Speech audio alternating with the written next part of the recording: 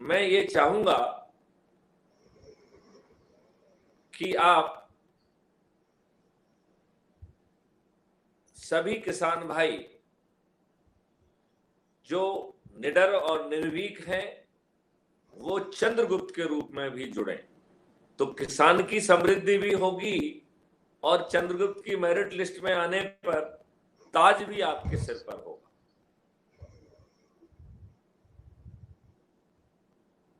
किसानों के बाद मुझे लगता है कि थोड़ी बात अपन शासकीय सेवकों के बारे में बात कर लें, क्योंकि हम मजदूरों में रोजगार गारंटी की बात, जनहित वाली बात तो कहते ही रहते हैं।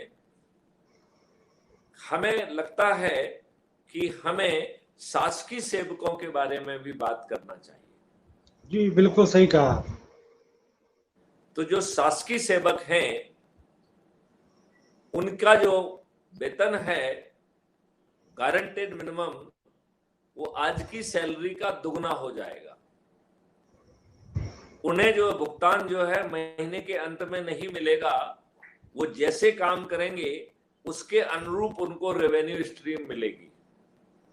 लिहाजा जो ज्यादा काम करेगा उसे दुगने से भी ज्यादा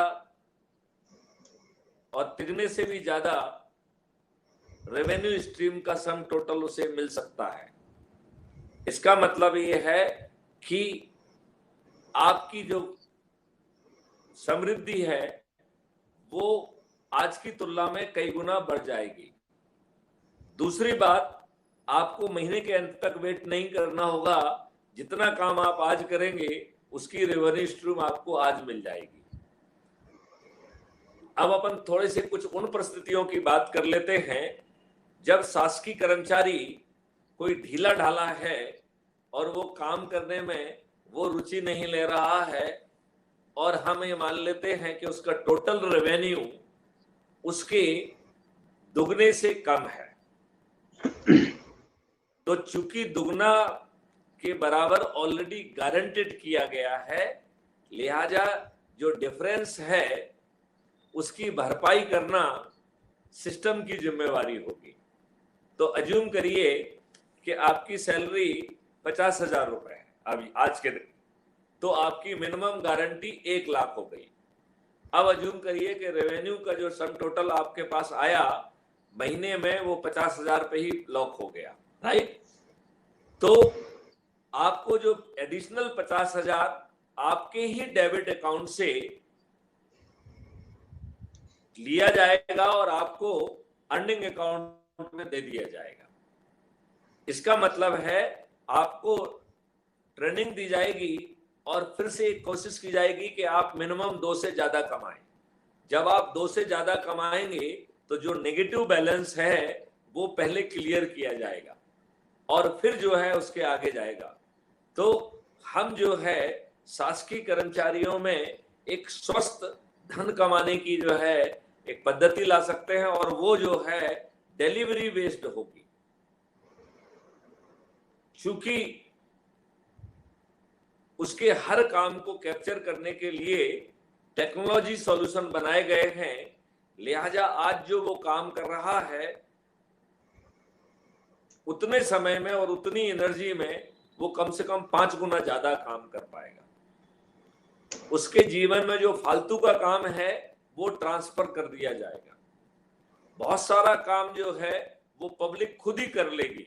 पब्लिक को वो अधिकार भी आज भी है, हम उसे और ट्रेनिंग दे देंगे और रेवेन्यू भी बांट देंगे और जो तो पब्लिक जो है समन्स वारंट की तामीली से लेके सब काम जो है ना इंस्टेंटेनियसली हो जाएगा। और चूंकि इस पूरी प्रक्रिया में हर काम इतना फास्ट होने वाला है क्योंकि हमें अधिकांश केसेस में 3 दिन में भी बहुत सारे केसेस में निर्णय देना होगा और 30 से अधिक समय तो लगना नहीं चाहिए। तो रेवेन्यू जो है वो दुगने से भी ज्यादा होगी। दूसरा, शासकीय कर्मचारियों को एक बहुत बड़ा लाभ मिलने वाला है। आज वो गुलामों के नियम कानून के तहत जी रहे हैं क्योंकि अंग्रेजों ने कंडक्ट रूल इसी ढंग से बनाए थे जिससे मुट्ठी भर अंग्रेज दबाव बनाकर शोषण करते हुए शासकीय सेवकों को अपने हिसाब से अपने हित में यूज कर सकें। अब जो है आप जब काम करेंगे उसी समय काम का एट्रीब्यूट एक्सट्रैक्ट कर किया जाकर उसे परफॉर्मेंस इंडेक्स में कन्वर्ट कर दिया जाएगा और उस परफॉर्मेंस इंडेक्स से आपकी पदोन्नति भी होगी और पोस्टिंग होगी। तो अब आप बेसिकली आपकी सेवा में गुलामी के जो मैंने 4 स्तंभ आधार जो है ना 4 चीजों को आइडेंटिफाई किया है, उसमें सबसे पहला जो आधार है वो है सबसे पहला आधार है आपकी एसीआर लिखना। तो अब एसीआर आपका बॉस ना लिख के आपकी एसीआर आपका काम लिख रहा है। दूसरा जो है गुलामी का आधार है जब आपकी पदोन्नति प्रोसेसिंग होती है तो यदि आपने आका को तीन से सलाम नहीं किया तो आपके उस समय कुछ कुछ एप्लीकेशन लगा के शिकायत लगा के आपके पदोन्नति को बाधा पहुंचाने की कोशिश की जाती है। अब आपकी पदोन्नति आपके सीधे परफॉर्मेंस इंडेक्स से कनेक्टेड होगी, लिहाजा आप पदोन्नति के लिए भी किसी के ऊपर आश्रित नहीं रहेंगे और इसी परफॉर्मेंस इंडेक्स के आधार पर आप खुद पोस्टिंग कर पाएंगे या पारदर्शी तरीके से पोस्टिंग होगी। तो जो ज्यादा बेहतर करेगा उसे अपना फर्स्ट प्रेफरेंस मिलेगा, जो नीचे होगा उसे सेकंड प्रेफरेंस मिलेगा। तो सब कुछ आपके हाथ में होगा। अब गुलामी का जो चौथा काम है वो है कंडक्ट रूल। तो कंडक्ट रूल अभी जो बनाए गए हैं वो है कि बॉस की बात मानो नहीं तो बर्बाद हो जाओगे, सस्पेंड हो जाओगे, नौकरी चली जाएगी। ये कंडक्ट रूल बदल जाएंगे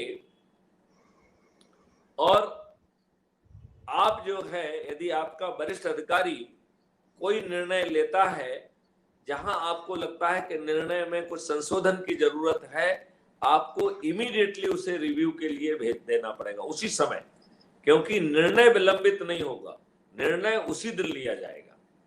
तो यदि जो है आपने उसमें कारण सहित रिव्यू के लिए लिखा कि इस डिसीजन में मुझे ये खामी दिख रही है और चूंकि आप वरिष्ठ है निर्णय लेने का हक आपको है, लिहाजा आप इस पर निर्णय लीजिए। अज्यूम करिए कि मैं बॉस हूं और राजेश बलैया जी जो है वो सबऑर्डिनेट है। क्लियर? तो राजेश बलैया जी जो है को हमारे निर्णय में यदि कोई खामी दिख रही है तो वो इमीडिएटली उसी समय हमको इंडिकेट की जाएगी और अब हमारा वो है कि मैं राजेश बलैया जी की बात मानूं या ना मानूं। अज्यूम करिए कि हम अपनी हेकड़ी में राजेश बलैया जी की बात नहीं मानते हैं और अपने निर्णय पे ही अड़िग रहते हैं। ऐसे केस में राजेश बलैया जो कि हमारे कनिष्ठ साथी हैं, उन्हें हमारा आदेश मानना पड़ेगा। लेकिन ऐसे सभी आदेश जिसमें कि रिव्यू पिटीशन को अमान्य किया गया वो एक कमीशन के पास पहुंच जाएगा और कमीशन को डे टू डे इंटरफियर नहीं करना है। लिहाजा जब ऐसे 100 निर्णय हो जाएंगे तब जो है कमीशन मैथिली शरण गुप्त को कॉल करेगा और फिर एक एक केस में मुझे जस्टिफाई करना होगा। यदि मेरा निर्णय गलत पाया जाता है तो मुझे कंपनसेशन देना पड़ेगा और ये भी संभव है कि मेरी नौकरी भी चली जाए। लिहाजा पूरी सिस्टम जो है वो परफॉर्मेंस ओरिएंटेड हो जाएगा। पूरे सिस्टम में इफिशिएंसी होगी, काम होगा। आज जैसी जड़ता और दुष्टता नहीं होगी जहां भ्रष्टाचार के लिए आपका काम नहीं किया जाता है। लिहाजा सभी शासकीय अधिकारी को दोनों हाथों में जो है, बल्कि मैं तो कहूंगा 2 हाथ और एक सीधा सीधा मुंह में ही लड्डू आ रहे हैं, तो हाथों में भी आ रहे हैं और मुंह में भी सीधा आ रहा है। एक तो सैलरी डबल हो जा रही है, दूसरा आपका काम का बर्डन आधे से भी कम हो जाएगा, हो सकता है 1/4 हो जाएगा। लिहाजा आप ज्यादा प्रसन्न रहेंगे। तीसरा, आप जो काम करेंगे उसका इम्पैक्ट जो है कई गुना बढ़ जाएगा, तो आप उससे ज्यादा आनंदित महसूस करेंगे, समाज में आपका सम्मान बढ़ेगा, फिर आपकी शासकीय सेवा से गुलामी दूर हो गई। तो हर जगह आपको ये समझ में आएगा, आप जो कुछ भी कर रहे हैं देश के लिए कर रहे हैं। तो शासकीय सेवक के आते ही मेरा ऐसा अनुमान है, विशेष तौर पर पुलिस के बारे में, क्योंकि पुलिस वही काम करती है जो भगवान कृष्ण ने गीता में अपने लिए कहा है। तो मेरा ऐसा मानना है कि जब पुलिस वाला निकलेगा तो अधिकांश जनता उसके सम्मान में खड़ी हो जाएगी, ऐसा सम्मान होगा। और पुलिस कर्मचारी को सब चीज मिलते हुए उसे रिलैक्स भी रहेगा और वो अपने परिवार और अपने बच्चों के साथ क्वालिटी टाइम भी बिता पाएगा। हालांकि ये माहौल अक्रॉस द सभी लोगों को मिलेगा, किसान को भी मिलेगा, चाहे डॉक्टर्स हो चाहे इंडस्ट्रियलिस्ट हो, सभी को वैसा ही माहौल मिलेगा। और इसमें इवन एंटरप्रेन्योर के लिए अलग पॉलिसी है। इवन जो है ऐसा कोई वर्ग नहीं छोड़ा गया है जिसके लिए रेवेन्यू स्ट्रीम का प्रावधान नहीं किया गया है। तो क्राइम फ्री भारत से बहुत सारे लोग समृद्ध हो जाएंगे। इंडस्ट्रीज को व्यवसाय बहुत ज्यादा बढ़ेगा। जब हर कोई समृद्ध होगा तो चीजों की डिमांड बहुत बढ़ेगी। हमारी जो है इकोनॉमी 3 ट्रिलियन से, माननीय नरेंद्र मोदी जी ने कहा था कि वो 5 ट्रिलियन पे पहुंच जा देंगे। मैथिली शरण गुप्त कह रहे हैं कि उसे 15 ट्रिलियन मिनिमम, और यदि वो 25 ट्रिलियन भी हो जाए तो मुझे कोई ताज्जुब नहीं होगा। क्यों? क्योंकि चारों तरफ प्रोडक्शन होगा, चारों तरफ डिमांड होगी, चारों तरफ खुशहाली होगी। तो हमारी लाइफ का जो क्वालिटी ऑफ लाइफ है वो बहुत इंप्रूव हो जाएगी। आपकी जलवायु अच्छी होगा, आपका पानी अच्छा होगा, आपको फल फूल खाने को मिलेंगे, शहद मिलेगी, औषधियां मिलेंगी, और आप जो है कुछ समय योगा, मेडिटेशन और जैसी चीजों के लिए भी निकाल पाएंगे तो आपका जीना जो है वो सार्थक हो जाएगा। राजेश बिलैया जी, शासकीय सेवकों का जो हमने एक परिदृश्य आपको पेश किया है उसके बारे में आपका क्या सोच है?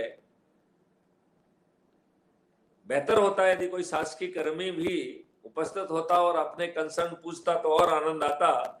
लेकिन कल जब इस वीडियो को लोग देखेंगे, मैं उनसे अनुरोध करूंगा, या कोई दर्शक दीर्घा में शासकीय सेवक कुछ पूछना चाहते हैं तो वो जरूर पूछें।